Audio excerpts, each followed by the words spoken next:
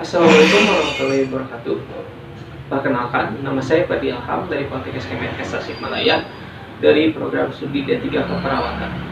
Dalam video kali ini, saya akan membahas mengenai promosi kesehatan membuang sampah pada tempatnya, yang bertujuan agar kita mengetahui konsep pembuangan sampah yang baik dan benar, dan kita mengetahui manfaat membuang sampah pada tempatnya, mampu membuang sampah pada tempatnya, dan mau membuang sampah pada tempatnya. Baik, kita pertama-tama apa sih membuang sampah itu? Pembuangan sampah itu adalah suatu zat atau benda yang sudah tidak terpakai lagi, yang berasal dari rumah-rumahan atau proses produksi industri. Sedangkan sampah adalah suatu bahan yang terbuang atau dibuang dari hasil aktivitas manusia maupun aktivitas alam yang belum memiliki nilai ekonomis. Sekarang, ada berapa jenis sih sampah itu? Kita dapat membedakan sampah menjadi dua jenis. Yang pertama ada sampah organik dan sampah anorganik. Sampah organik adalah sampah yang tersusun dari tumbuhan maupun hewan. Sampah-sampah tersebut dapat berasal dari perkebunan, mungkin peternakan, atau perikanan, yang sampah-sampah organik tersebut dapat diproses alami oleh alam. Contohnya adalah daun-daun yang berterbangan atau daun-daun yang gugur dari pohonnya. Daun-daun tersebut akan diproses alami di dalam tanah dan akan menyuburkan tanah. Kebanyakan sampah organik yaitu biasanya digunakan sebagai bahan-bahan untuk membuat kompos.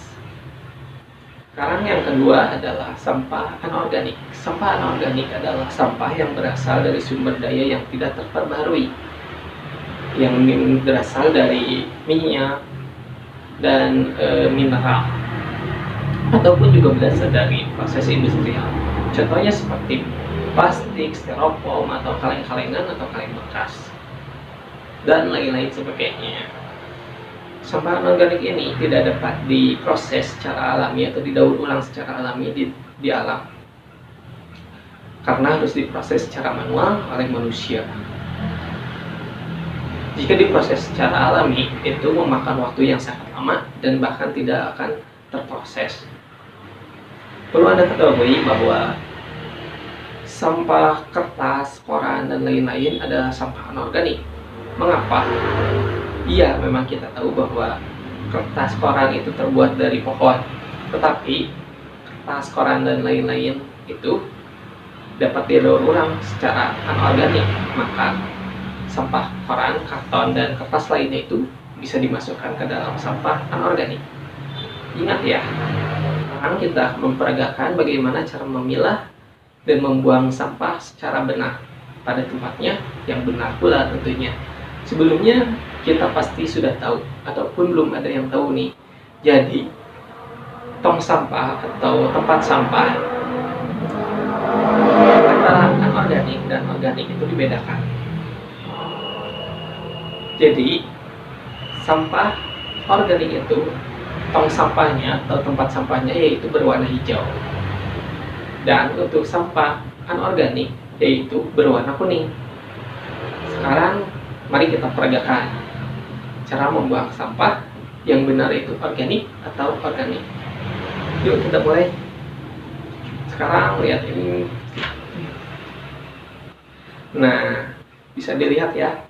Jadi ini tuh ada sampah organik yang hijau dan ada sampah anorganik yang kuning.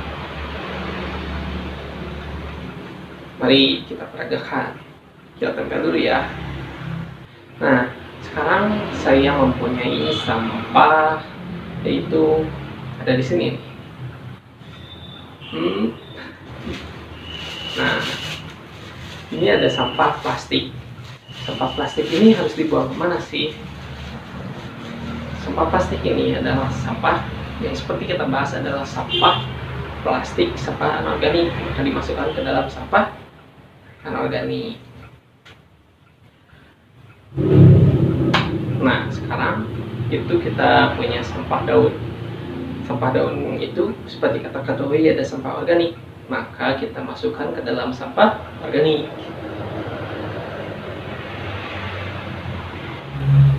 Nah, sekarang yaitu ada sampah kertas. Seperti kita ketahui bahwa sampah kertas ini dikecualikan dari sampah organik, maka kita masukkan ke sampah anorganik. Nah, jadi seperti itu ya. Kita harus membuang sampah pada tempatnya yang benar. Lalu selanjutnya apa sih? Dari mana sih sumber-sumber sampah itu? Sumber-sumber sampah itu banyak sekali tentunya. Sumber sampah itu yang pertama ada dari penduduk, dari pemukiman, dari kita-kita sendiri, yaitu sampah-sampah makanan, kaleng, plastik belanja, dan lain-lain. Terus ada sampah dari peternakan, perkebunan, dan lain-lain. Sampah dari perkebunan misalnya daun-daunan yang gugur, buah-buahan yang busuk, dan lain-lain. Lalu dari sampah pembangunan. Sampah pembangunan itu dari mana sih? Sampah pembangunan itu dari misalnya bentuk jenis organiknya itu ada triplek bekas, kayu bekas, dan lain-lain. Terus ada anorganiknya itu dari semen, ada besi, logam berat, bekas, dan lain-lain. Lalu ada sampah khusus. Apa itu sampah khusus? Sampah khusus adalah sampah yang dikategorikan sebagai sampah yang berbahaya, maka si pembuangan sampahnya itu dibedakan tersendiri. Sampah khusus itu apa sih?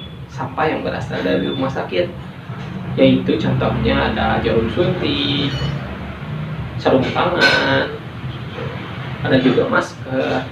Karena benda-benda itu mungkin terkontaminasi bakteri atau virus yang lain-lain, maka pendauratannya pun dipisahkan dan dibedakan dari organik dan anorganik. Karena jika disatukan itu sangat berbahaya bagi kesehatan manusia. Sekarang yaitu dampak sampah terhadap manusia dan lingkungan. Dampak sampah terhadap manusia yaitu dapat menimbulkan berbagai macam penyakit. Contohnya misalnya yang pertama ada DBD. DBD itu yaitu demam, penyakit demam berdarah, yang berasal dari genangan air dari kaleng-kaleng bekas atau apapun dari genangan air dari sampah-sampah sekitar rumah kita. Maka jangan biarkan ada sampah atau air yang tergenang di sekitar rumah. Terus ada juga penyakit diare jika kita tidak rajin mencuci tangan atau sudah bermain kotor seperti bermain tanah, anak-anak yang bermain tanah, dan lain-lain. Itu wajib mencuci tangan karena agar tidak menghindari penyakit diare. Lalu selanjutnya terhadap lingkungan.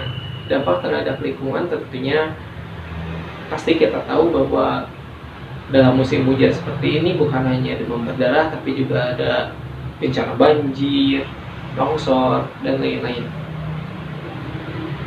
Nah, jika si sampah ini menyumbat sebuah sungai, maka yaitu akan terjadi banjir.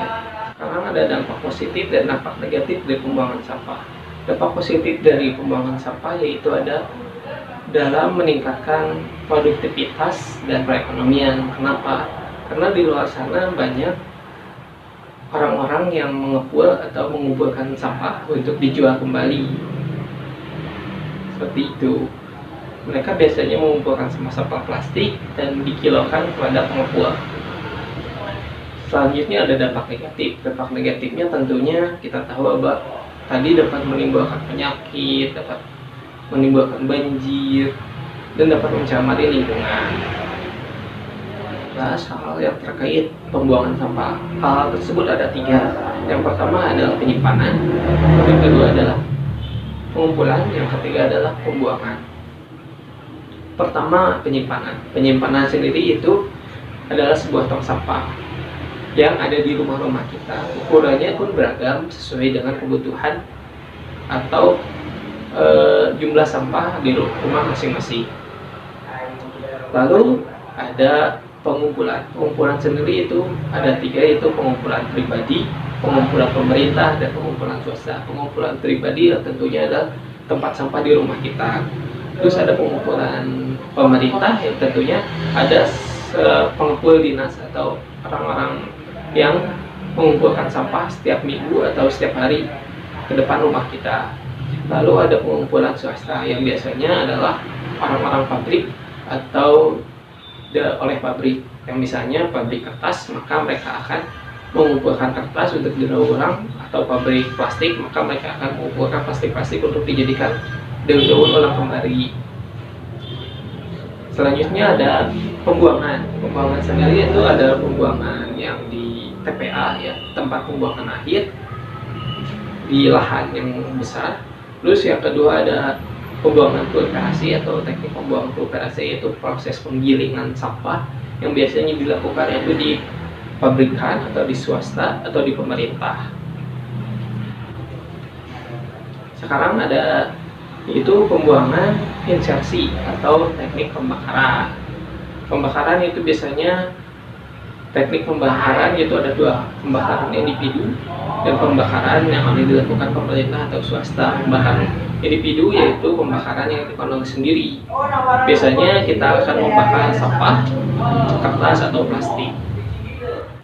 Nah, pembakaran sampah ini secara individu sebenarnya tidak boleh dilakukan jika sampahnya banyak, karena akan menimbulkan polusi udara tentunya. Lalu kita disarankan untuk membuang sampah saja pada tempatnya. Lalu teknik pembuangan atau itunya diserahkan pada pemerintah atau swasta. Sekarang kita akan membahas mengenai pembuangan sampah yang benar dan tidak benar.